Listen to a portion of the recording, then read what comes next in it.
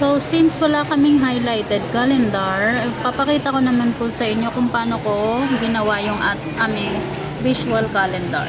So, punta po tayo dito sa visual categorization. Then, TI number po. So, naka-register. Then, punta lang po tayo dito sa calendar visit.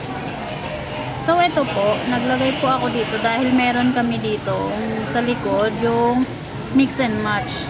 So, ito po. So, nag-attach po ako dito ng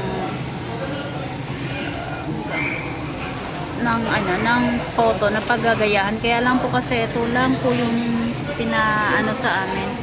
Ito lang yung approve sa amin. So,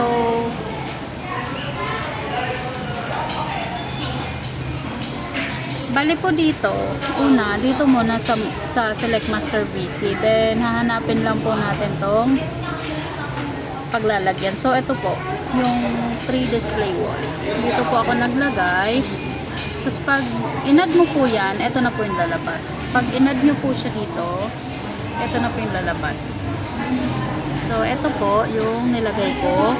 Dahil ito po yung binigay sa akin ni Sir Jimmy. Ito po. In-attach ko po yung, bali meron po siyang guide. Ito po, may guide po siya. Kaya lang kasi, hindi po kasi ganyan yung sa wall namin. So, kung ano po yung binigay ni Sir Jimmy na guide, ito din po yung sinunod namin. So, ayan po yung sa display po namin. Then, babago-baguhin lang din po namin yung design.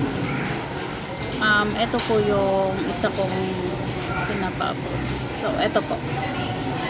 So, ayan po. So, yun lang.